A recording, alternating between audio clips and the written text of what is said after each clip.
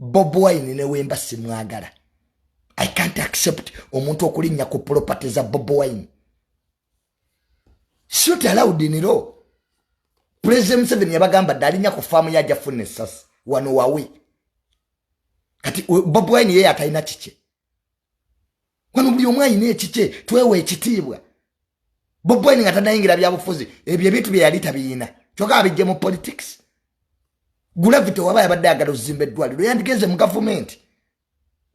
Tunaba tuli awo nga nettaka lyedikenza abayaye baligenzeeko mbukwaye president w'abayimbi.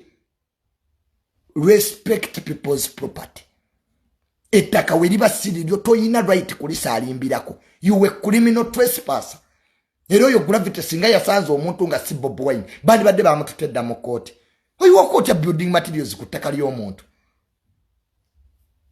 You went Gravity wagambye president oyina ettaka lyo which you don't have. You lied the president. There is a proper way of getting money. Abayimbi waliwo engeri entuufu ey'okufuna ssente. Ne temumanyira abantu temujooga bantu. Ne Bobi Wine Munnayuganda ayina lwakisize ng'omuntu. Nze Bobi Wine nandibanga simwagala politically. But it doesn't make sense to support hooliganism. Wano bajeno tebalina mataka.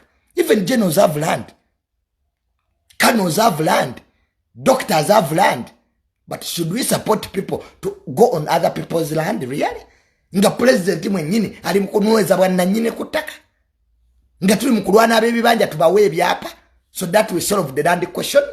Ba land road budget ba compensating mu Uganda Land Fund.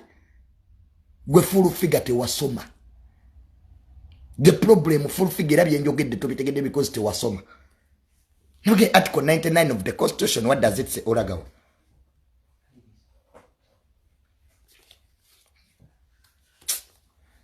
Article 99 of the Constitution igamba president ya protecting our well-being y'abana Uganda. It's not Bobi Wine. Tusagati Bobi Wine lwaki tazimbye essomero. Ejo mirimo gya government. Kyo atujuwe emisolo. Kati mugenda tukamubuuza ne Bobi Wine mbwe eddagala liri wa malwaliro. Are you stupid? Oyinza okubuuza baby mbo condom eriwa. How can you ask a baby where is the condom? Kati baby omuntu abeera atya ne condom. Let us not be stupid. And you think the whole country is stupid, yeah? We shall guide you. Because we have to guide society. We shall tell you the law. Many of you are ignorant about the law. Mwamboza, mulwachi walopye Gravity. It's in my rights. Omuntu wakuthreateninga, you have a right to go and report. Nete mumanyirwa isiza mwe.